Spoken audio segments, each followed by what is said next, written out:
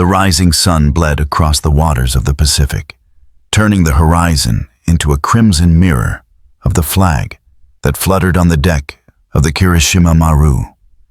Hundreds of young men lined the railings, their rifles slung across bony shoulders, their faces weathered beyond their years. They were soldiers of the empire, sons of farmers, fishermen, and clerks, bound for glory in a war that had promised swift victory. Yet beneath the pride in their eyes, there was something else already beginning to show. Hunger. Private Kenji Sato gripped his helmet and squinted toward the endless stretch of blue ahead. He was 21 and had been fighting since the invasion of China. The officer spoke of honor, of the divine emperor watching over them. But Sato's thoughts were far simpler. He thought about food, about the rice bowls his mother used to serve, steaming and white, and the sweet smell of miso that once filled his home. Now his mess tin was filled with little more than boiled millet and dried fish when the supply ship managed to arrive. Most days, it didn't. As the transport neared Guadalcanal, the humid wind carried a sour smell of rot and salt.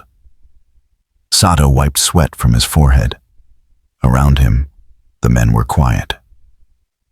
Even Sergeant Tanaka, who usually barked orders like a whip, had fallen silent. Everyone knew the stories. American bombers prowled the skies, sinking Japanese supply ships before they ever reached the islands. The Imperial Army could fight, yes, but it could not feed itself. When they landed, the jungle swallowed them whole. The heat pressed down like a living thing, thick and wet. Leeches clung to ankles, mosquitoes whined like engines, and every step forward felt like wading through oil. Their first week was filled with confidence. They dug trenches, raised the rising sun flag, and sang marching songs. But by the second week, the songs had stopped. The rations ran thin. Their supply depot had been hit by American aircraft 2 days before their arrival. The crates of rice, pickled vegetables, and canned fish had been reduced to ashes and twisted metal. What remained was scavenged quickly, leaving only scattered tins dented beyond use. The soldiers were told to adapt. That word became a cruel joke among the ranks. At night they hunted rats and birds with bayonets. Some boiled palm fronds, pretending it was soup. Sato's friend, Corporal Ishida, claimed he once caught a monkey and roasted it, though no one ever saw proof. Hunger made men lie. Hunger made them believe anything that gave hope. "Endure," Sergeant Tanaka would say, pacing in front of the starving men. "The Emperor expects your loyalty." Remember? The Americans are soft. They cannot survive without comfort. We can. But the words no longer carried power. Each morning, more soldiers fainted under the weight of their rifles. The medics had no medicine, no food, and no strength to comfort them. The once proud Imperial Army, which had stormed across Asia like thunder, was reduced to men clawing at roots and chewing on bark. Then came the first whisper of something impossible. Stories of the Americans on the other side of the island. Rumors trickled through the jungle like smoke. The enemy was eating meat, one soldier said. Hot meat, sizzling over fires. Another swore he saw a tin labeled U.S. Army, beef steak, in an abandoned camp. The idea was so absurd that most laughed, a dry, cracked laugh that bordered on madness. How could that be? Out here, where even rainwater had to be rationed, how could the enemy feast? Yet, as the days passed, the truth became undeniable. The scent of cooked food sometimes drifted through the trees when the wind shifted. The Americans had supply lines, field kitchens, and even chocolate. The Japanese soldiers cursed under their breath, but secretly imagined the taste, the texture, the warmth of it. One night, during a patrol, Sato crouched beside Ishida in the darkness. Their stomachs groaned louder than the crickets. "If I could have just one bowl of rice," Ishida whispered, "I'd fight for another 100 years." Sato didn't answer. He was staring through the jungle at a faint orange glow in the distance, an American campfire. The shadows of men moved around it, laughing. The air carried the unmistakable aroma of grilled meat. His mouth filled with saliva, but his chest tightened with something sharper than hunger. It was envy. He thought of the emperor's speeches, the promises of divine victory. He thought of the men starving beside him, their eyes hollow and skin stretched thin. Was this glory? Was this the fate of the soldiers of the rising sun, to die in the dirt while the enemy dined? A few days later, their commander ordered a desperate raid on an American supply line. The plan was reckless, born not of strategy, but starvation. The soldiers moved silently through the undergrowth, gaunt and trembling. When they attacked at dawn, chaos erupted. Gunfire, shouting, and smoke filled the jungle. Sato fired blindly, adrenaline drowning his exhaustion. When the battle ended, only a handful of his unit remained standing. And then he saw it. A shattered crate marked U.S. Army Rations. He crawled toward it like a dying man toward water. Inside were tins of food, intact and gleaming in the morning light. Canned meat, biscuits, chocolate bars. His hands shook as he pried one open. The taste was unreal, rich, salty, warm. Tears burned his eyes. Ishida stumbled beside him and began to laugh, the sound breaking between sobs. Around them, the survivors tore open the tins like wild animals, devouring everything they could find. For a moment, they forgot the war. They forgot honor, the emperor, the jungle. There was only the taste of food, the miracle of survival. But the illusion didn't last. The gunfire returned, and with it, the Americans. Sato dropped the half-eaten tin and ran into the trees. Bullets ripped through the leaves above him. When he finally stopped, panting and alone, he looked down at his blood-stained hands. The can of steak was still clutched in his grip. That night, as rain hammered the jungle canopy, Sato sat in the mud, staring at the tin beside him. The label had begun to peel, but the words were still clear. U.S. Army, beef steak. He felt a strange mix of awe and despair. The Americans had food, real food, even here, in this forsaken place. They had ships, planes, machines, and somehow the luxury to eat like kings in a jungle of death. The thought gnawed at him more fiercely than hunger ever could. Somewhere beyond the darkness, the enemy was cooking again. The faint smell of meat drifted through the air, mocking the silence of the starving. Sato closed his eyes and tried to imagine the taste one last time before sleep dragged him under. Tomorrow, they would move deeper into the jungle, toward the enemy, toward survival, or toward death. But one truth had already taken root among the ranks of the empire.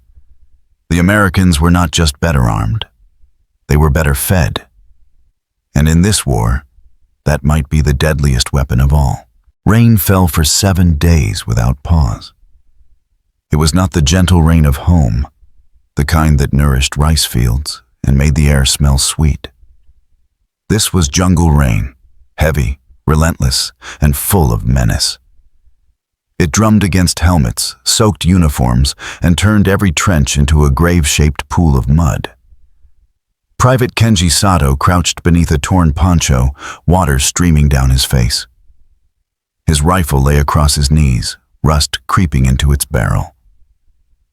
Around him, the men of the 17th Army sat in silence, their eyes dull and sunken. They no longer spoke of victory. They no longer sang. The jungle had taken even their voices. The once proud invasion force of thousands was now scattered across the island in ragged bands. Their supply lines were gone, shredded by American air raids and ambushes. What food they had was moldy or infested with maggots, and the few remaining bags of rice had long been stolen, traded, or fought over. When Sato closed his eyes, he saw food. He saw bowls of steaming miso, the glint of soy sauce, the soft, glutinous shine of rice. But when he opened them, there was only the green abyss of the jungle and the gray faces of starving men. Corporal Ishida sat nearby, trying to light a cigarette with trembling hands. The match sputtered and died. He stared at it for a long time, as if willing it to come back to life. "Even fire has deserted us," he muttered. Sato said nothing. His stomach had stopped aching days ago. Now it felt like an empty stone. The hunger had passed beyond pain into something dull and distant, like a memory. When night fell, the jungle came alive with sound. Frogs croaking, insects screaming, branches snapping somewhere in the dark. Each noise was a warning. Each breath felt borrowed. The Americans were out there somewhere, well-fed, well-supplied, their machine guns ready. But here, the enemy was not always the Americans. It was the jungle itself. Men disappeared without gunfire. Some wandered off, delirious from fever or starvation, chasing hallucinations of food or home. Others took their own lives quietly, unwilling to face another morning of rot and rain. By the third week, dysentery spread through the camp like wildfire. The smell of sickness mixed with the stench of decay. The medics had no medicine, no bandages. They used banana leaves as dressings, boiled filthy water to clean wounds. It made little difference. One morning, Sato awoke to find Sergeant Tanaka slumped against a tree, his eyes open but lifeless. His body was already crawling with ants. The sergeant had been their last voice of order, their last thread of discipline. Now even that was gone. The men buried him shallowly in the mud and moved on. The rain washed away the mound within hours. They began to eat anything: roots, bark, insects, even snakes when they were lucky enough to catch one. Ishida once brought back a handful of mushrooms, smiling weakly as he divided them between the men. An hour later, 2 soldiers were dead, their faces twisted in agony. After that, no one trusted the jungle's gifts again. Sato's boots had fallen apart. His feet were covered in sores, his skin pale and blistered. Each step was agony, but standing still was worse. The leeches would find him if he stopped. Still, they pressed on, deeper into the heart of Guadalcanal. Orders from Tokyo still came through the radio from time to time, each one more detached from reality. Hold the line. Reinforcements will come. Victory is near. The men stopped listening. They knew no reinforcements were coming. The sea belonged to the Americans now. One afternoon, Sato and Ishida stumbled upon a clearing where a small creek cut through the jungle. The water was murky, filled with dead leaves, but it was drinkable. They knelt beside it, drinking greedily. For a moment, it almost felt human again. The taste of water, the sound of wind through the palms. Then they noticed it. Half buried in the mud was a boot, American. Beside it lay a can, dented but intact. Ishida snatched it up and wiped it clean. The label was still visible. U.S. Army rations, meat, canned. Their hearts pounded. The can was sealed, unopened. For a long moment they simply stared at it as if afraid it might vanish. Sato's hands shook as he pried it open with his bayonet. Inside was beef, real beef, dark and glistening in its juices. The smell hit them like a wave. Ishida's eyes filled with tears. They ate slowly at first, reverently. The taste was almost unbearable in its richness. The salt burned their tongues, the fat melted against their teeth. It felt like sin, like a forbidden dream. When it was gone, they licked the inside of the can clean. Ishida leaned back and closed his eyes. "Do you think," he whispered, "that the Americans eat like this every day?" Sato nodded faintly. They must. How else could they fight so easily? The thought lingered. The idea that their enemies were feasting while they starved was more than an insult. It was a wound to their pride, to everything they'd been taught to believe. They were the Emperor's chosen soldiers, men of the rising sun, heirs to samurai discipline and divine purpose. Yet here they were, stealing scraps from the enemy like rats.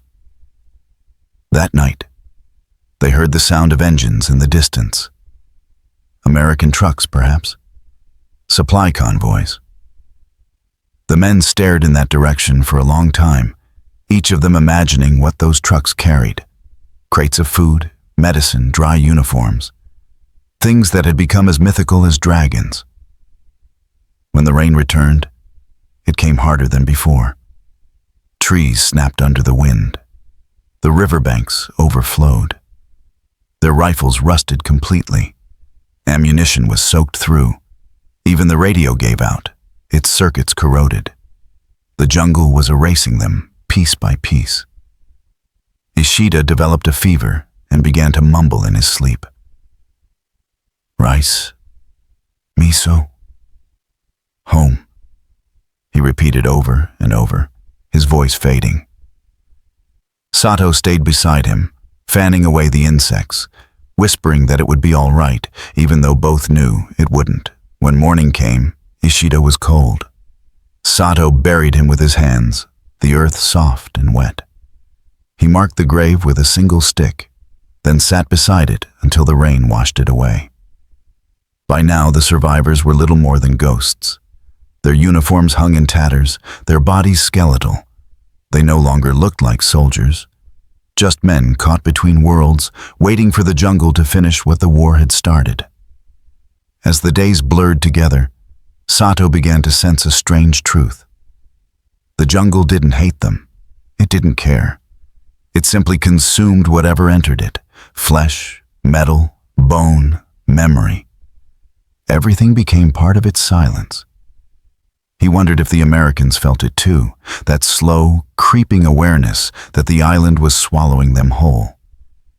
But then he remembered the can of beef, the laughter that sometimes drifted across the trees, and he knew the answer.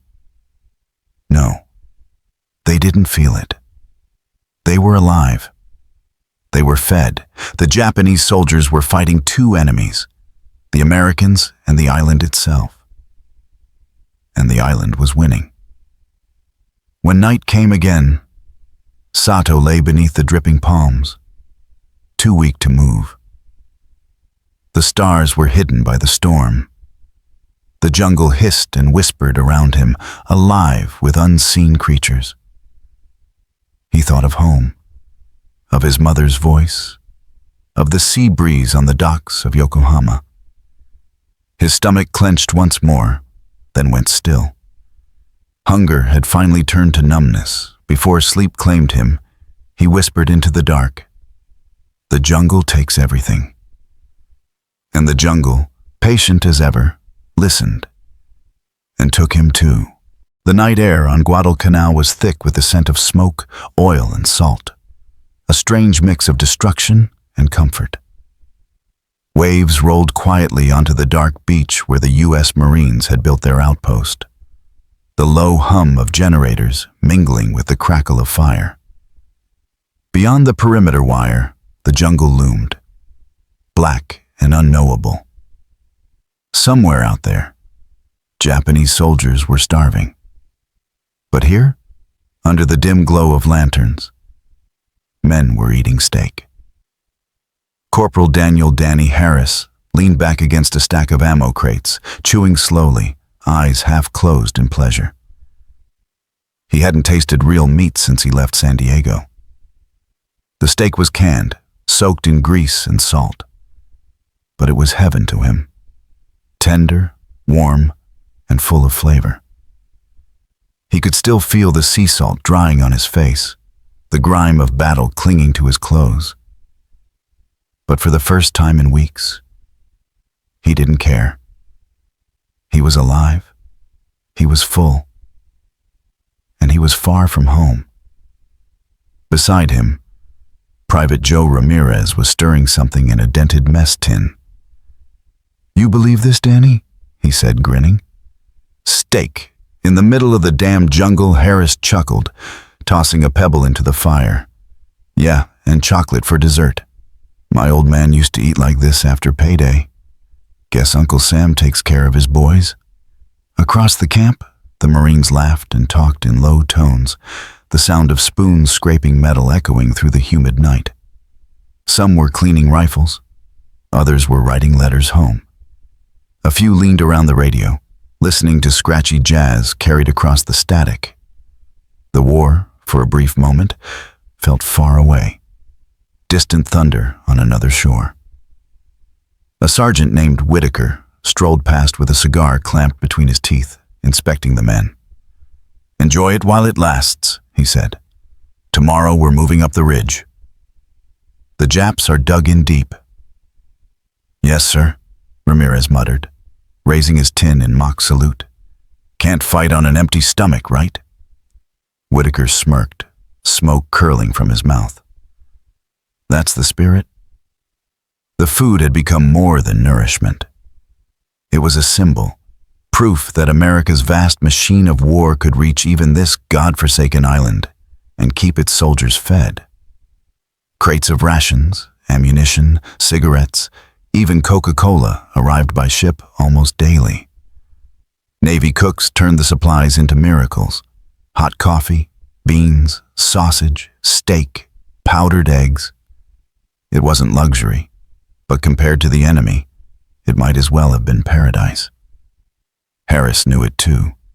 He'd seen the aftermath of Japanese positions they'd overrun. Bodies thin as skeletons, uniforms shredded, eyes glassy and sunken. Once he found a diary inside a torn pack. The Japanese writing meant nothing to him, but the little sketches did. Rice bowls, fish, bread. He realized then that their enemy wasn't just men with rifles. It was hunger itself. That thought returned as he leaned closer to the fire, the orange light flickering over his face. He imagined those same starving soldiers out there in the jungle, watching the glow of the Marine campfires from the darkness. He felt a pang of pity and unease. War wasn't supposed to feel that human. Ramirez interrupted his thoughts, pulling a chocolate bar from his pocket. "Hey, trade you this for your extra coffee pack," he said. Harris laughed. "Deal." He handed over the small brown pouch and caught the chocolate, its label smudged with sweat. He tore it open and took a bite. Sweet, smooth, melting instantly on his tongue. It tasted like home, like a world that still made sense. "You ever think," Ramirez said quietly, "what they got over there?" "The Japs, I mean." Harris shrugged. "Rice, maybe. Fish if they're lucky. Why?" "I don't know," Ramirez said, his voice dropping. "Sometimes I hear things at night, in the trees. Not fighting, not talking, just moving. Like ghosts," Harris smirked. "You're hearing monkeys or crickets. Jungle plays tricks on you." But even as he said it, He glanced toward the dark line of trees beyond the wire. He knew the enemy was out there. Close, always close. A sudden burst of thunder rolled across the horizon. The men looked up, but it wasn't weather. It was artillery, faint but steady, echoing from miles away. Someone cursed under his breath. The comfort of food, the laughter, the smoke. It all felt fragile again. Harris sighed and scraped the last bit of steak from his can. Guess that's our bedtime bell. As the men doused their fires and checked their rifles, the night deepened into a heavy silence. The jungle beyond remained alive, whispering, shifting. Somewhere in that endless green maze, unseen eyes watched the Americans pack away their tins and crawl into their tents. Hours later, the rain began. It came softly at first, then harder, hammering against the canvas roofs. Harris rolled over in his cot, half asleep, when a distant sound pricked his ears. Movement beyond the perimeter. A rustle, a breath, maybe a whisper. He gripped his rifle and held his breath. Then, nothing. Only the rain again. He told himself it was animals, but deep down, he wasn't sure. The next morning dawned pale and humid. Mist hung low over the beach. The mess tent was already alive with the smell of coffee and bacon. Men lined up with mess kits, chatting idly about mail from home or the latest baseball scores read over the radio. Lieutenant Carson stood near the cook's station, smiling faintly. "You know what, boys?" he said. "The best part about the Marine Corps is logistics. We bring America wherever we go." The men laughed, and for a brief moment, it felt true. But beyond the cleared perimeter, hidden deep within the dripping jungle, 2 Japanese soldiers crouched behind a fallen tree, eyes wide. They had been watching all night, drawn by the glow of campfires and the intoxicating smell of cooked meat. One of them, gaunt, feverish, whispered, "Do you smell it? It's like heaven." His companion said nothing. His jaw trembled as he stared at the Americans laughing over breakfast. He could see them clearly through the trees, their clean uniforms, their steaming cups of coffee. He pressed a hand to his empty stomach and felt tears welling up. The Americans joked and ate without knowing they were being watched by men who hadn't eaten properly in weeks. To the Japanese, it was not just envy. It was disbelief. How could these enemy soldiers feast so easily in a place where the jungle tried to kill everything that breathed? The 2 men stayed hidden until the sun rose high, then slipped away, their bodies barely more than shadows. But the image of those campfires, the glint of tin cans and the sound of laughter, burned in their minds. That night, when they rejoined what was left of their unit, they told the others what they'd seen. "They eat steak," one whispered. "Steak and chocolate. In the jungle." At first, the others didn't believe him. Then someone laughed bitterly, a dry, broken sound. "Americans eat like kings," he said, "and we die like dogs." No one argued. Back across the river, the U.S. camp hummed with life. The men played cards, cleaned rifles, and boiled coffee over small fires. The smell of food mingled with the scent of smoke and salt air. To them, the jungle was just another hardship to overcome. But to those watching from the shadows, that same smell meant something else. A reminder of everything they had lost. The morning mist hung thick over the jungle, muffling sound and swallowing shape. Every branch dripped with rainwater, and the earth stank of rot and gunpowder. The war on Guadalcanal had dragged into its cruel middle months, and by now, both sides had learned to fear the quiet. It was in silence that the jungle struck hardest, with disease, with hunger, with sudden death. Private Kenji Sato could barely walk.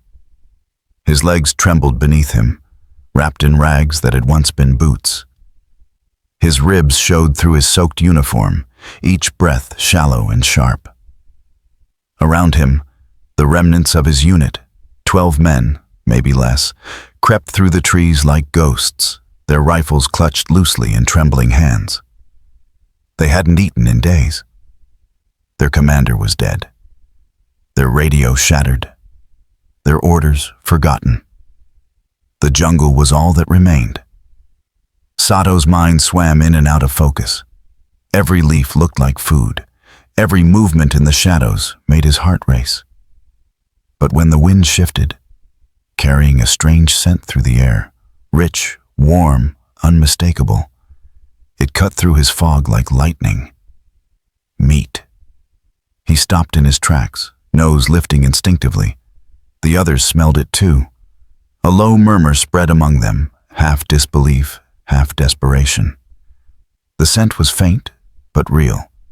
Something cooking. Something impossible. Sato's companion, a boy named Morita no older than 18, clutched his arm. "Do you smell it?" It's food." Sato nodded slowly. His throat tightened as he whispered, "Americans." The men exchanged glances. Food meant life, but it also meant danger. The Americans had fortified camps, machine guns, and men who could eat their fill before they fought. The Japanese, by contrast, had become little more than bones, wrapped in mud-stained cloth. Yet hunger was stronger than fear now. Their lieutenant, a gaunt man named Nakamura, looked back at them, eyes hollow but burning. "We go," he said simply. They moved silently, guided by the scent of cooking meat. The jungle grew thinner as they neared the coast, and the distant crash of waves became audible beneath the drone of insects. Then, through a gap in the foliage, they saw it. A U.S. Marine field kitchen. It sat in a small clearing near a shallow river, smoke rising from metal stoves.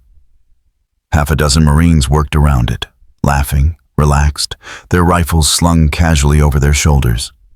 One stirred a pot, while another sliced canned meat onto tin plates. The smell was overwhelming. Beef, onions, coffee. Sato's stomach twisted violently, the pain almost holy. He crouched low, watching them. He could hear the clatter of spoons, the chatter of English words he didn't understand, but could almost feel. Jokes, laughter. The sound of men who believed they would live to see tomorrow. One of the Marines, a tall man with sandy hair and a red bandana, lifted a tin of canned steak toward his friend. "You believe this?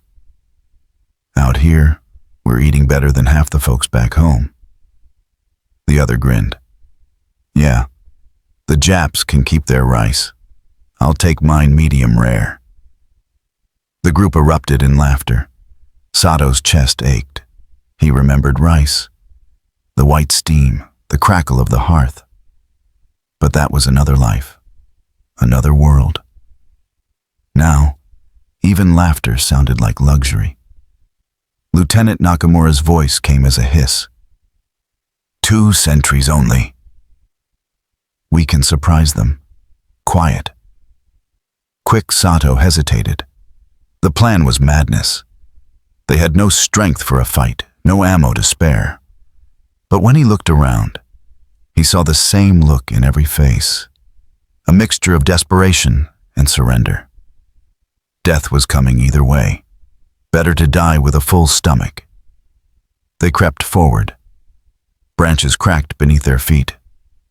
But the Americans were laughing too loudly to notice. Sato's pulse thundered in his ears. He could see the food now. Tins of steak, beans, biscuits, stacked on crates marked U.S. Army field rations. He wanted to cry. Then something went wrong. A rustle too loud, a step too soon. One Marine turned, eyes widening. "Hey, who's—" Gunfire shattered the calm. The jungle exploded into chaos.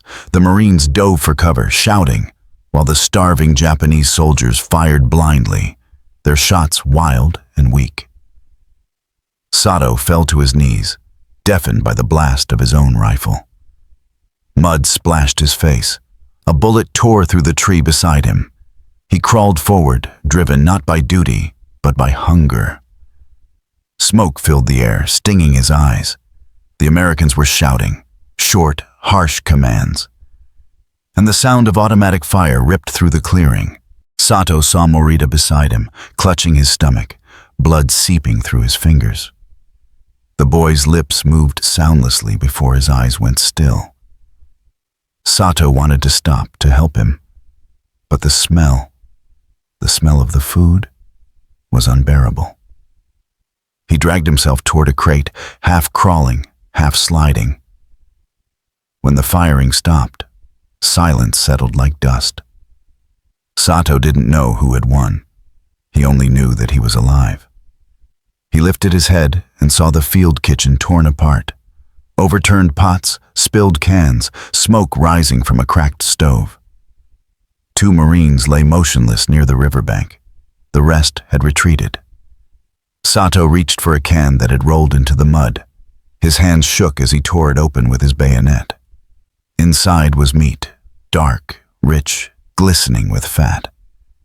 He scooped it out with trembling fingers, shoving it into his mouth before he even realized what he was doing. The taste hit him like lightning. Salt, oil, warmth. He chewed, swallowed, gasped. Tears filled his eyes. It was real. It was food. He looked up and saw Nakamura doing the same, crouched beside another crate, shoveling beans into his mouth with his bare hands. 2 more soldiers were laughing hysterically, their faces smeared with grease and blood. It was madness, a grotesque feast in the middle of hell. Then came the sound of boots. Harris, the Marine corporal from the previous chapter, burst through the brush with his squad. Their rifles were raised, eyes scanning. The sight that met them froze them in place. Emaciated Japanese soldiers kneeling among open ration cans, blood and food mixing in the mud. "Jesus," one Marine whispered. Harris lowered his rifle slightly. He had expected an ambush, a fight. But what he saw were not enemies. They were starving men. One of them, eyes glassy and wild, looked up at him, chewing slowly, as if too numb to understand what was happening. For a long moment, nobody moved. The jungle hummed softly around them, indifferent. Finally, Harris said quietly, "Hold fire." The Marines circled cautiously, weapons still ready. Nakamura stared back at them, defiance flickering in his hollow eyes. He reached for his rifle, not to shoot, but to cling to the last shred of dignity left to him. A Marine kicked it away. Sato didn't resist when they pulled him to his feet. He was too weak to stand without their help. One of the Marines handed him a canteen. He hesitated, then drank, cold, clean water. It burned his throat like fire. Harris knelt beside him. "You were hungry," he said softly. "I get it." Sato didn't understand the words, but he recognized the tone. Not anger, not triumph. Pity. He hated it. But deep down, some small part of him also felt relief. The Americans bound their hands and led them away, leaving the shattered field kitchen behind. The jungle closed around them again, the smell of meat fading into the damp air. That night, Sato sat in a makeshift tasunj beneath an American guard tower. He stared through the wire at the camp beyond, at the fires, the laughter, the food. His stomach was finally full, but his heart felt heavier than ever. He had seen the enemy, and they were not gods or demons. They were just men. Men who ate well, fought hard, and pitied those who did not. For the first time, Sato began to wonder whether honor could fill an empty stomach. The rain had stopped at last, leaving behind a silence almost heavier than the storm itself. The jungle steamed, thick with humidity and the smell of earth. Somewhere far off, waves crashed faintly against the shore. And then, rising through the damp morning air, came another smell, soft at first, then unmistakable. It was the smell of cooked meat. To the Americans stationed on the ridge, it meant breakfast. To the starving Japanese hiding in the jungle below, it was something close to torture. Private Kenji Sato crouched beneath a tangle of roots, his breath shallow, his clothes still wet from the night's rain.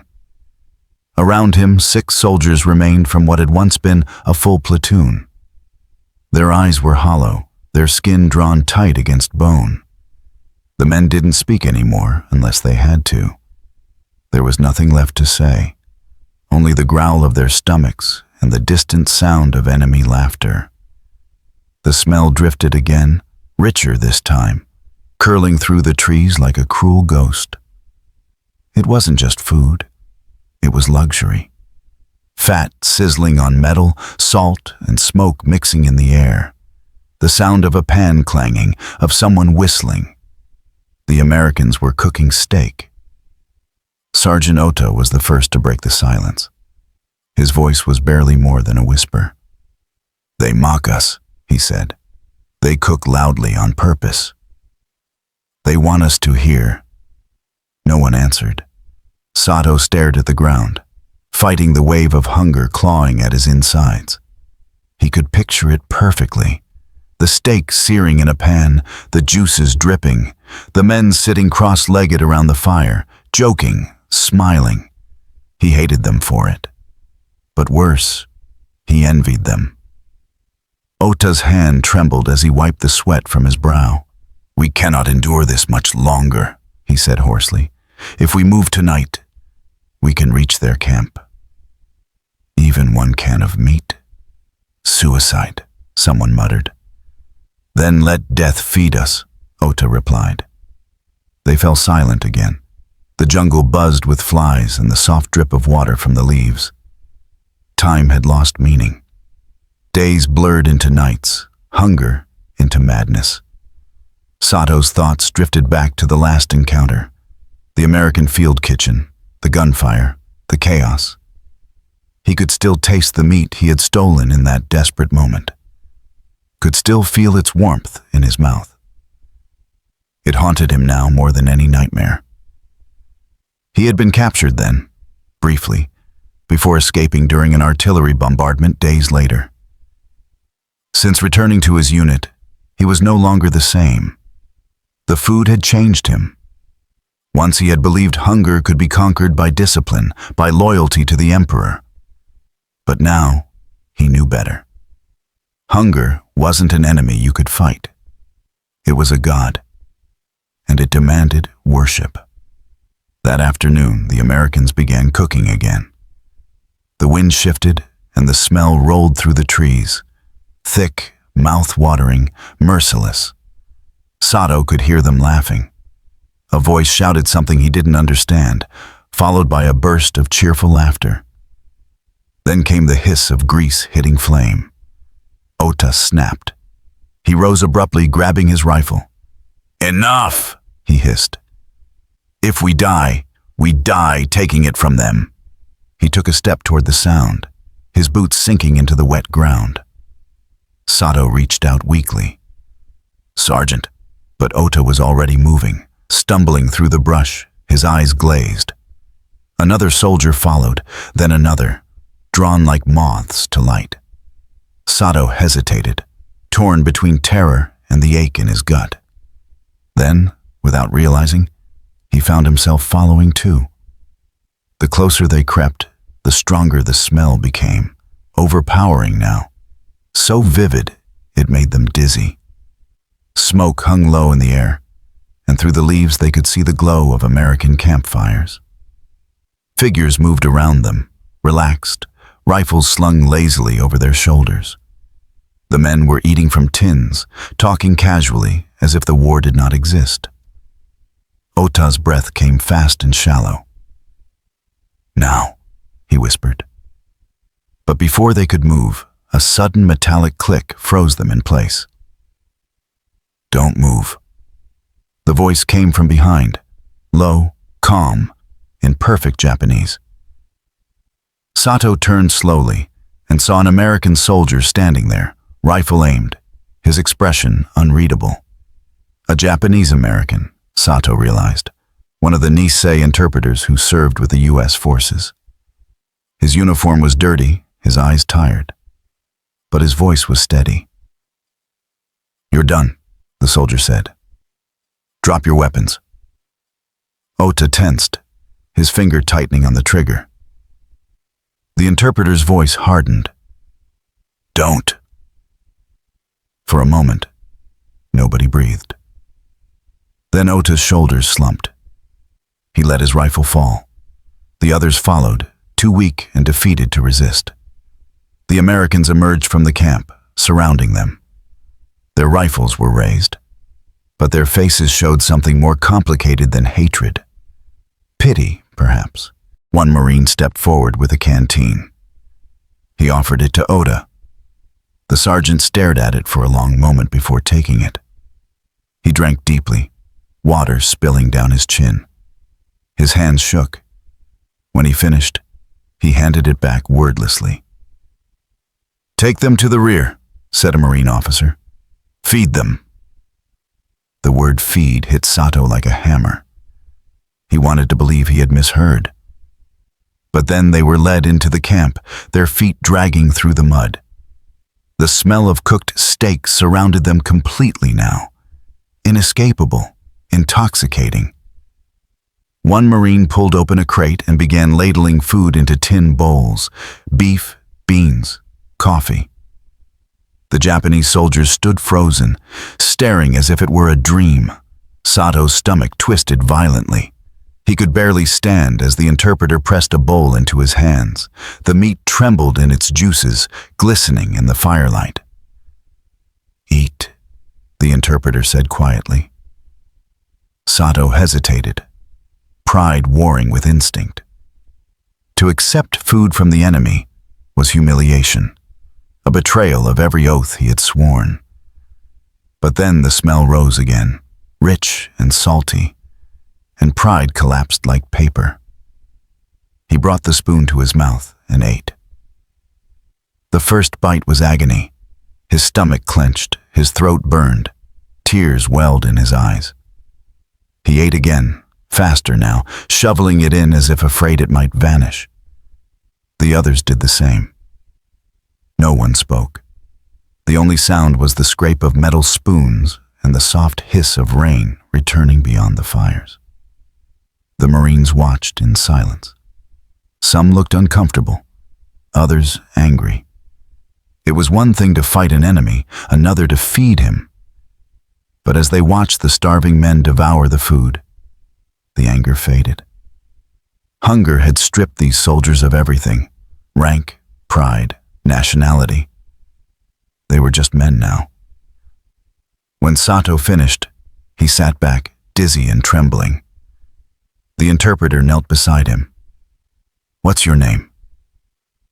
Sato didn't understand the words, but he recognized the tone. Gentle, curious. He met the man's gaze but said nothing. The interpreter sighed and looked toward the fire. "The war makes animals of all of us," he said softly, almost to himself. "But at least animals know when to eat." Sato closed his eyes. The warmth of food spread through his body, dulling the constant ache that had lived inside him for months. For the first time in what felt like forever, he wasn't cold. He wasn't starving. But it didn't feel like victory. It felt like surrender. Outside the camp, the jungle remained dark and endless, the rain whispering against the leaves. Somewhere beyond that darkness, Other Japanese soldiers still crouched in hunger, still breathing in the cruel scent of steak and smoke. Still breaking. The smell of meat lingered in the air long after the fires burned low. And for many who survived that night, it would never leave them. The jungle was strangely quiet that morning. After weeks of rain and fighting, Guadalcanal seemed to hold its breath, a brief pause in the chaos of war. The sun rose slowly through the mist, glinting off helmets and the thin curls of smoke rising from a dozen American cook fires. Private James Jimmy Colburn sat on a half-buried ammo crate, a letter trembling in his hands. His fingers were still streaked with dirt, his uniform soaked with the scent of sweat and smoke. But the moment he unfolded that piece of paper, the world around him disappeared. "Dear Jimmy," it began in looping handwriting. "We got your last letter, and Mom made me read it twice out loud. She says you sound just like Dad when he wrote from France in the Great War." Jimmy smiled faintly. He could almost hear her voice, soft and teasing, drifting across the thousands of miles of ocean that separated them. He read the words again and again, as if each one might fill the hollow ache the island had carved inside him. Nearby, Sergeant Will Hayes brewed instant coffee over a small flame, humming tunelessly. "What's it say this time?" he asked without looking up. "Same old," Jimmy murmured. "My sister's getting married. Mom's growing tomatoes. The dog got fatter." Hayes chuckled. "Hell, I'd give my left arm for a tomato right now." He poured a little coffee into Jimmy's cup and sat down beside him. Around them, Marines lounged in the humid shade, swapping letters, pictures, and rations. One man laughed over a lipstick-stained note from a girl back home. Another had a photograph of his newborn daughter, folded so many times the corners were gone. It was a strange sort of peace, the kind that existed only between battles. At the edge of camp, a group of men unpacked crates marked Rations Type C. Inside were canned beans, tinned meat, and chocolate bars wrapped in wax paper. It wasn't fresh food, not really, but compared to what the enemy had, it was a feast. The Americans joked about it, complaining even as they tore open cans. "Steak again," one of them said, rolling his eyes. "You'd think they'd send us some real food." From somewhere in the trees beyond, someone might have heard that and thought it madness. Because not far away, just beyond that invisible line where one army's world ended and the other began, the Japanese still fought a quieter, crueler war. Private Kenji Sato woke to the sound of dripping water and his own heartbeat. The rain had soaked through his clothes during the night, leaving him shivering under a layer of palm fronds. His stomach felt hollow again, a familiar pain that came in waves. Beside him, Corporal Aoki tried to boil something in a tin cup, a handful of rice mixed with muddy rainwater. The result looked more like paste than food, but the smell was enough to make Sato's mouth water. "Only enough for two," Aoki said quietly. "The others will have to wait." Sato nodded without protest. Their unit had been reduced to ghosts. The officers were gone, the medics dead or missing. No one talked of victory anymore, only survival. He took the tin in both hands, sipping the lukewarm mixture slowly. The taste of rice, even spoiled and thin, brought tears to his eyes. It reminded him of his mother's kitchen in Kyoto, of steam rising from the pot, of laughter echoing down a narrow wooden hall. Once, he had written letters home too, careful, proud letters about duty and honor.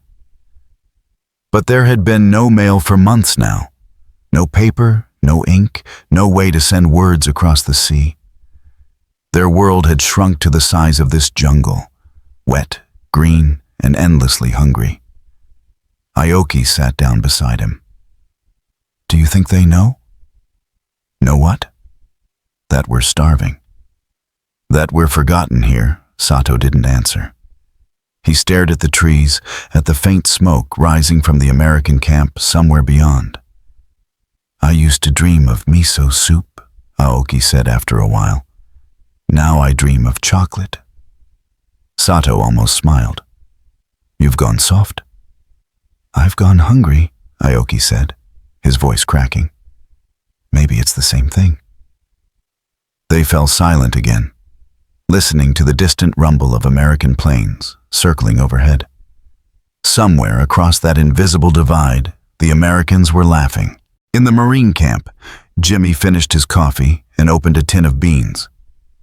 Around him, the men shared rations freely. A spoon here, a bar of chocolate there. Someone began reading aloud from a newspaper clipping that had come in with the mailbag, a story about baseball scores and movie stars. For a few minutes, it almost felt like home. Then the sound of artillery echoed faintly through the jungle, distant but unmistakable. The laughter died away. Hayes stubbed out his cigarette. They're still out there, he muttered, half-starved and still fighting. Jimmy nodded slowly. Yeah, I keep thinking about that. What, the Japs? Yeah, Jimmy said quietly. You ever wonder what they get to eat? Hayes snorted. If they're lucky? Bugs and dirt. The words hung in the air, half a joke, half the truth. Later that afternoon, when the sun dipped low, Jimmy sat alone at the edge of the perimeter, staring at the dense wall of trees. He thought about the letter again. About his mother's tomatoes, his sister's wedding, the smell of food cooking in a kitchen that probably felt a world away. And he thought about the men hiding out there in the jungle, hungry, scared, still fighting for something already lost. He tore his chocolate bar in half. It wasn't much, a few ounces of sugar and cocoa. But he left one piece on a tree stump beside his rifle, then stood up and walked back toward camp. He didn't know if anyone would find it. He didn't even know why he'd done it. Maybe guilt, maybe pity, or maybe just a quiet wish that somewhere, someone else might remember what home tasted like. That night, the jungle was alive with sound. Insects buzzing, branches creaking, rain whispering against the leaves. Aoki spotted it first, a small dark shape on the stump near the enemy lines. At first he thought it was bait, but when he crept closer, he realized what it was. Chocolate. He stared at it, stunned. Then, slowly, he broke off a small piece and handed the rest to Sato. Neither spoke. They just sat there in the dark, letting the chocolate melt on their tongues, rich, sweet, foreign. It was the first time in months either of them had smiled. For a few precious seconds, the war felt far away. Morning came quietly again, as if the jungle itself was tired of violence. Jimmy folded his sister's letter and tucked it carefully into his pocket before picking up his rifle. Across the ridge, the Marines prepared to move out, their laughter fading into the steady rhythm of boots on mud. Far beyond, in the dripping undergrowth, Sato watched them go, still tasting the last trace of sweetness in his mouth. He didn't know who had left the chocolate. He never would. But he would remember it. The taste, the small mercy, the reminder that somewhere, far beyond the reach of this cruel jungle, there were still people who lived and loved and ate without fear. And as he turned back toward the shadows, a single thought stayed with him. Even in war, a taste of home could make a man feel human again. The rain had begun again, a steady, relentless curtain that blurred the line between sky and jungle. By then, the war on Guadalcanal had become less a battle and more a slow dying. Disease, exhaustion, and hunger had done what bullets could not. Private Kenji Sato stumbled through the mud, his rifle dragging at his side, the wood swollen from the damp. Around him, the remnants of his unit shuffled like ghosts. Barefoot, filthy, and skeletal, they no longer looked like soldiers of the Emperor. Their uniforms hung loose on their frames, their faces hollow and expressionless. They hadn't eaten in 2 days. Ahead, Sergeant Ota still led, though his voice had grown thin, his orders uncertain. "We move north," he rasped. "The supply point—" "There is no supply point," Aoki interrupted weakly. His voice trembled with fatigue. "It's gone. Everything is gone." Ota turned on him, eyes blazing with the last embers of authority. "You will not question me." But the fire in his voice only highlighted the futility of it. Even Sato could see the truth. Ota's pride was the only thing keeping him upright. The war was lost here, even if no one dared say it. A shell exploded somewhere in the distance, not near enough to threaten, but close enough to remind them that the Americans were everywhere now. Sato looked toward the sound, then at the jungle ahead. The thought crept into his mind again, unwelcome but persistent. What if capture is the only way to live? He had seen it before, starving men stumbling into American lines, too weak to resist. The lucky ones were taken alive. The unlucky ones were shot by their own officers before they could surrender. For weeks, propaganda had filled their ears. The Americans were beasts, torturers, desecrators of the Japanese spirit. Capture was worse than death. But hunger had a way of rewriting belief. By dusk, they could walk no further. They collapsed beneath the dripping palms, too tired to build a fire. The rain came harder, washing mud into their clothes and eyes. Sato lay back, staring into the darkness, his mind flickering in and out of waking dreams. He imagined rice steaming in a bowl, his mother's voice calling from another life. When he woke, the rain had stopped. There was light, not sunlight, but something softer, warmer. Firelight and voices. American patrols had swept the ridge at dawn. The battle had been brief, more a chase than a fight. By the time the shooting stopped, 5 Japanese soldiers were on their knees, rifles discarded, hands trembling in surrender. Lieutenant Robert Tanner of the U.S. Marines studied them carefully. He had seen many Japanese soldiers die, but rarely so willingly lay down their weapons. They were ragged and broken, more bone than flesh. One of them, young, barely older than a boy, kept whispering something over and over under his breath. Tanner gestured to his men. "Get them water," he said quietly.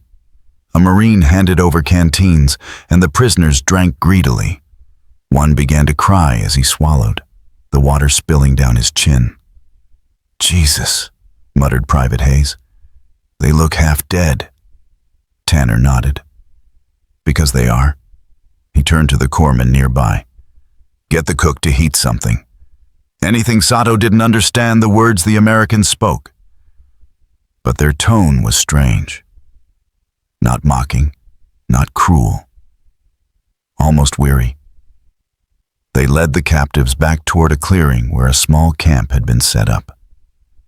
Smoke rose from a fire pit, and the smell hit Sato like a blow. Meat. He stopped walking. His legs refused to move. The smell was too familiar. The same rich, oily aroma that had haunted him through the jungle for months. The smell of steak. A Marine guided him forward gently, hand on his shoulder. Sato flinched at the touch, but did not resist.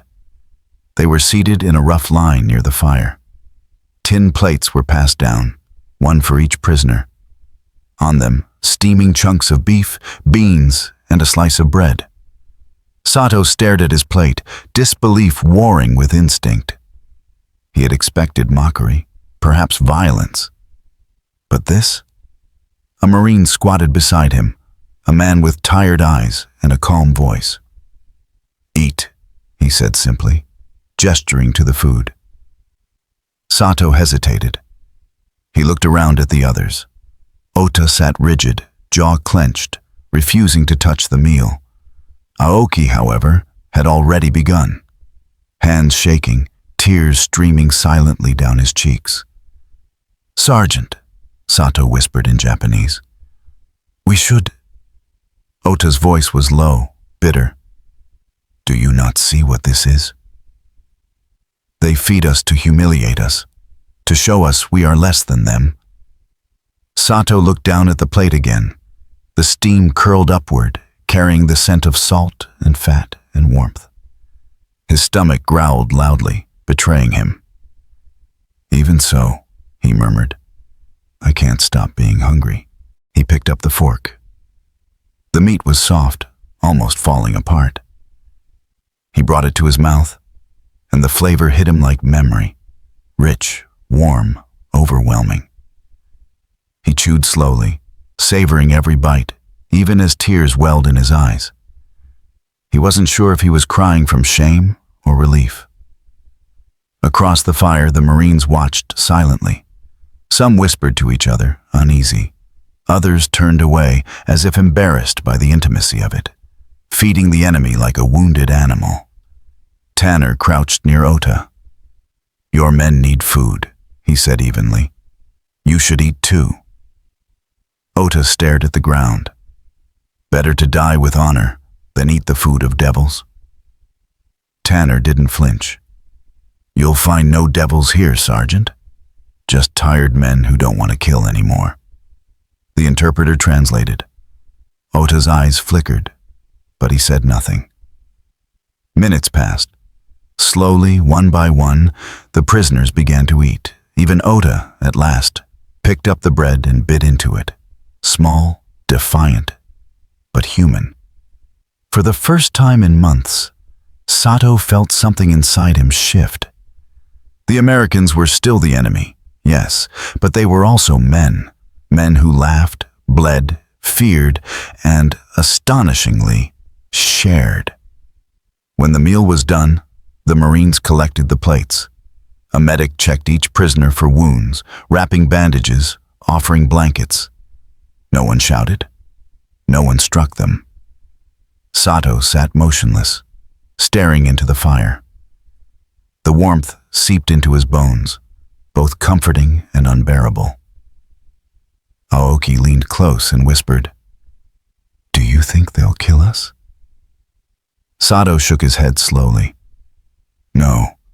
If they wanted to, they would have already." Aoki exhaled shakily, eyes glistening. "Then maybe we are the lucky ones." Lucky? The word felt strange. Later that night, when the camp grew quiet, Sato looked up at the stars faintly visible through the smoke.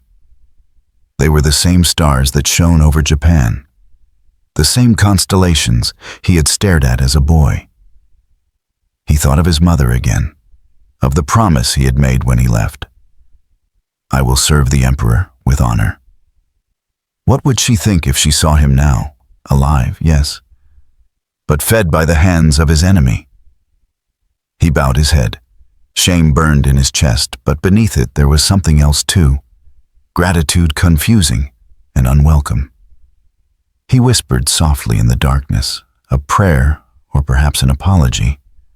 And when he finally closed his eyes, he dreamed not of glory or death, but of a warm kitchen, the sound of rain on the roof, and the smell of rice cooking in peace. The next morning, as dawn broke, the Marines prepared to move again. The prisoners were placed under guard, but not mistreated. As they marched, one Marine handed Sato a canteen. He hesitated, then accepted it with a nod.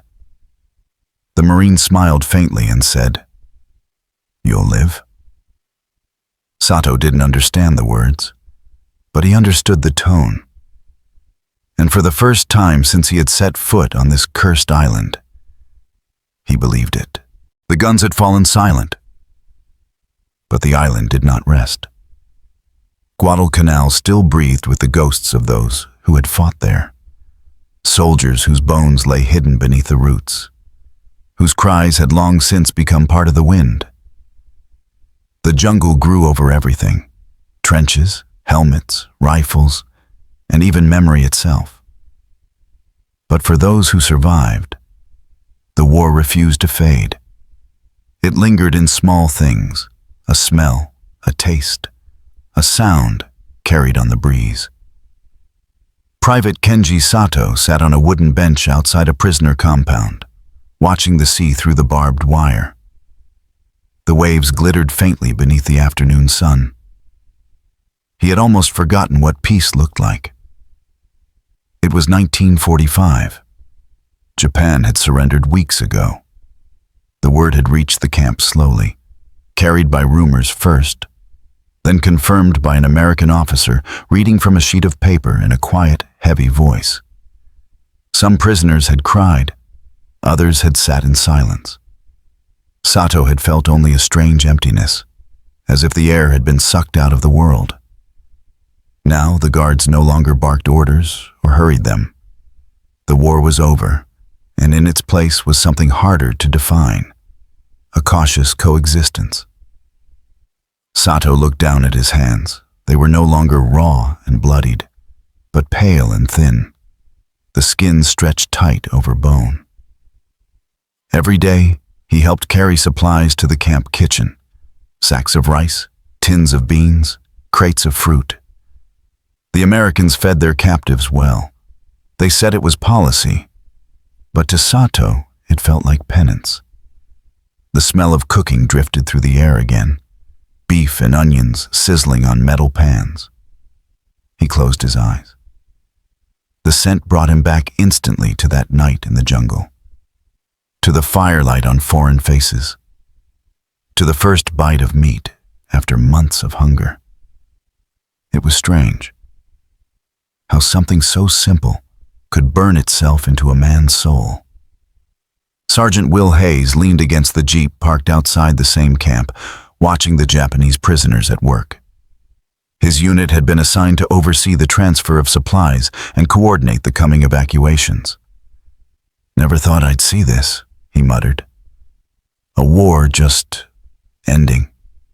Jimmy Colburn handed him a cup of coffee. "Yeah," he said softly. "Feels wrong, doesn't it?" Hayes shrugged. "Guess I just figured there'd be more noise." Jimmy sipped his coffee, staring through the fence at the prisoners. "Look at them. They don't even look like soldiers anymore." "They're not," Hayes said. "Not any more than we are." He looked down at his boots, scuffed and torn from months of marching through mud. "You know, when I signed up, I thought it'd be about glory, fighting for something noble.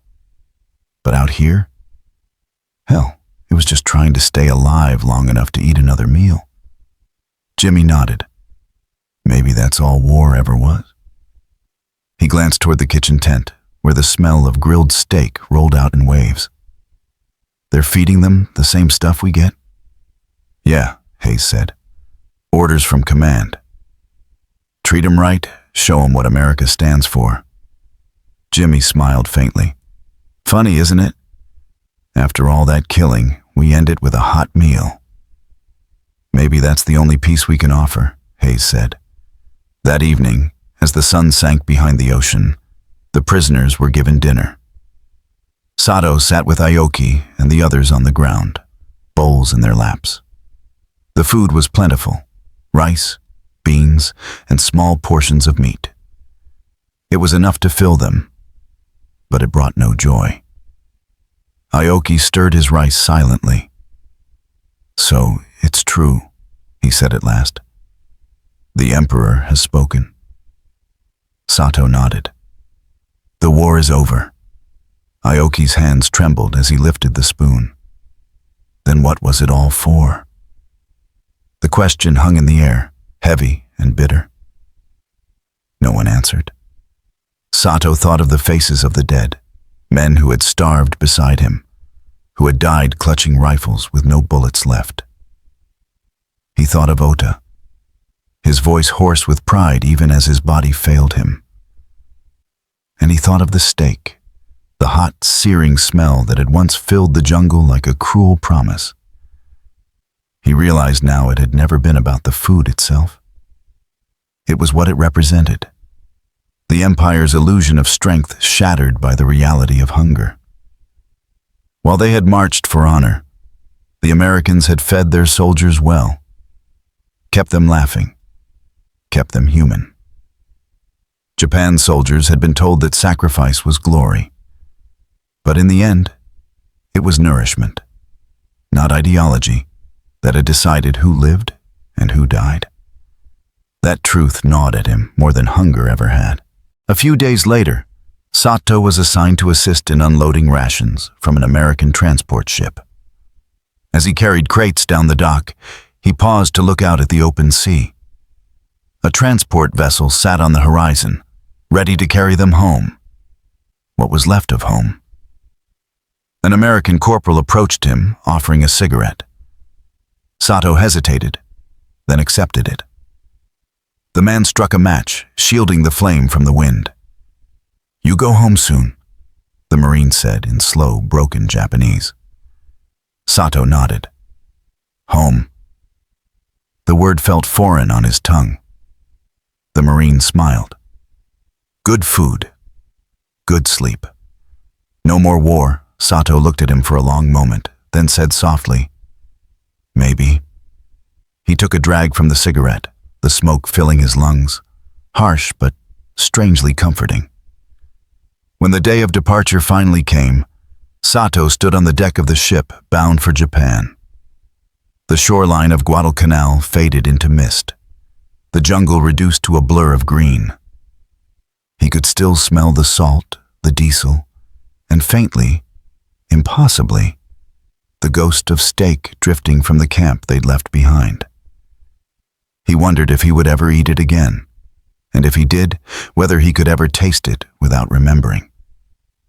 Behind him, Aoki leaned on the railing. "What will you do when we're back?" Sato thought for a long time before answering. "Work. Maybe in the fields, maybe nothing at all. And you?" "I don't know," Aoki said. "Maybe I'll grow rice." Just to smell it again, they both laughed softly, not out of joy, but from exhaustion.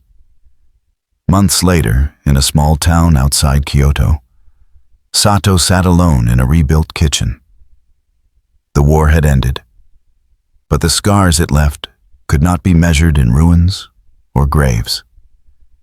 They lived inside people, in the silence between meals, in the way a man hesitated before taking a second bite.